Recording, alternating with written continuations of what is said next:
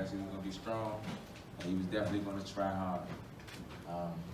We stayed behind the jab, dictated the pace of the fight. Before, when we wanted to fight, we landed there harder, the cleaner shots, intellect over athleticism. At what point in the fight did you realize that it's the Gary Russell show? First round. First round is the most important round of the fight. You can gauge how strong a person is, how fast a person is, his response time, his punching ability and all that. I knew he couldn't get past my jab, he couldn't get past my stick. After the first round, I knew it would dictate the entire pace of the fight. How did you feel coming off, knowing that you had some layoffs in your career? No, I feel pretty good. You know, we stay in the gym all the time. We never really have any downtime that much. My weight never really fluctuates. I'm always in shape. I'm always ready. Gary, congrats to you and your brothers, man.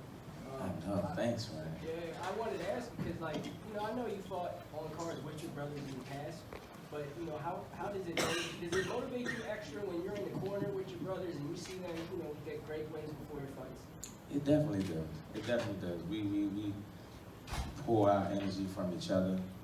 You know, I'm a wreck when my brothers compete, to be honest with you. I'm cool as a cucumber when I'm fighting because I think I have the ability to control what the outcome is. You know, I can't control the outcome of my younger brothers when they compete, but I have to have a level of trust and belief in their skill set to be able to follow through and get the W. That's exactly what they did.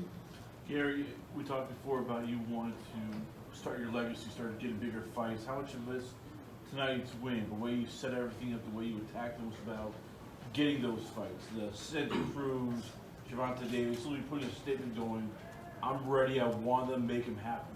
I've been wanting to make it happen. You know, ever since I became a world champion, all I wanted was a unification bout. Any of the guys that I've been competing against was guys that have worked their way all the way up the rankings to be able to challenge for the WBC featherweight title of the world. If you pay attention to my shirt,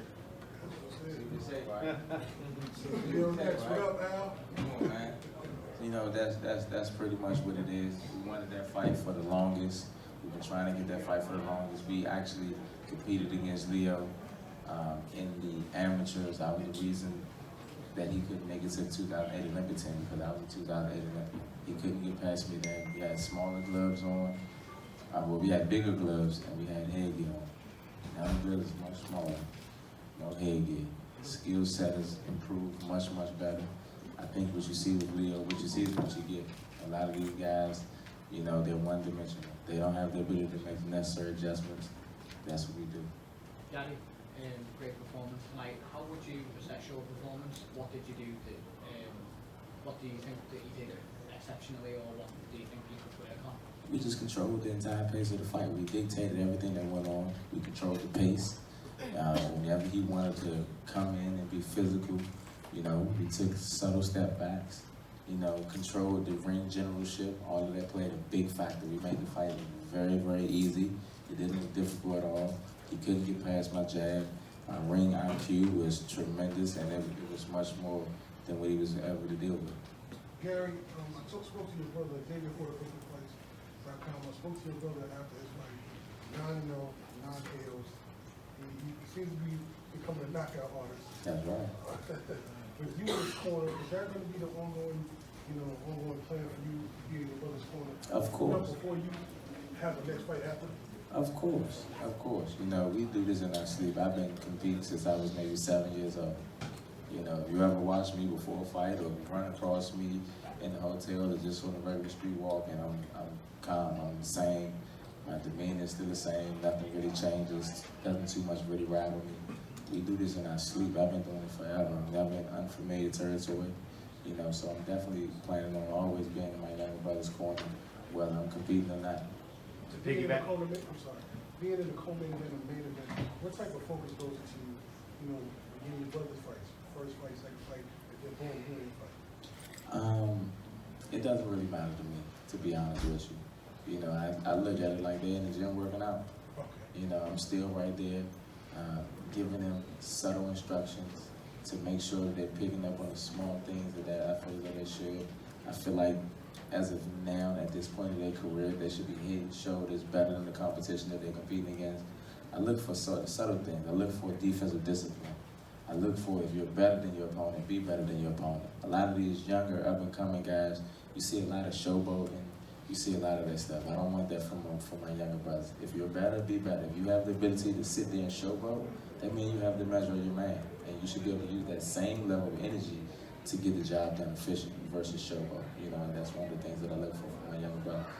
To be in the fight night outfit for you and your brother, you guys done that a thing. What was the inspiration? Come on, man. We do it for the culture. You know what it is, man. Gotta hear from you. We do it for the culture. You know, our ethnicity is wonderful. I draw all my energy from my melanin. For the people that don't know what that is, you might want to Google that. Gary, I gotta ask, I know you're at the top, so people are gonna be calling you out, but after Maurice, as soon as your fight was done, you said, I'm calling Al right now. Any interest in fighting Abner? Abner is one of these fighters that's over the road. He just had a detached retina. I would ruin the rest of the career that he has left. To be honest with you, I feel like he's one of these fighters that I took the title from Johnny Gonzalez, the guy that he lost the title to. You know, Johnny Gonzalez knocked him out. I took the title from him 4 years ago, and now he's trying to call somebody out.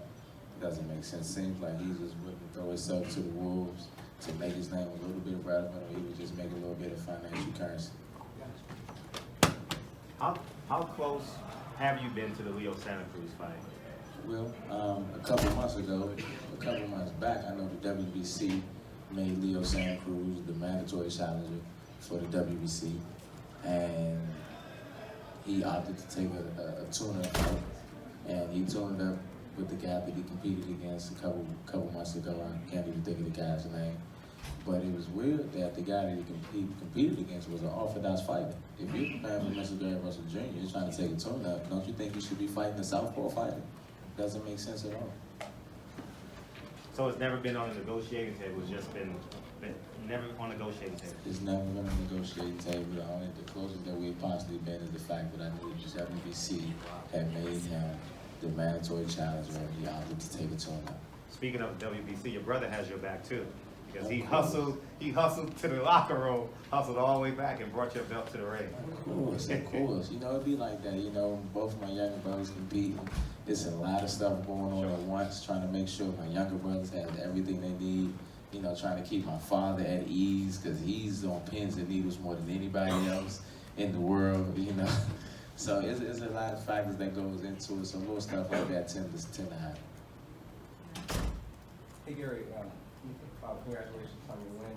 Thank you. Within the next 48 hours, is it relaxation or is it back into the gym? Oh man, I'm gonna be home with my wife and my children. Come Monday, 9 times out of 10, I'll probably be back in the gym. I'm not training as if I'm getting ready for a fight or anything like that. I'll probably just be on the treadmill, slight work, and, you know, just greeting the younger gentleman that's in the gym that works out at our gym, just to show them, you know, the dedication, the hard work. You know, even though you want to fight, still right back in the gym. No days off. You don't take off. You can't be like a daisy. When you do that, that's when you slip up.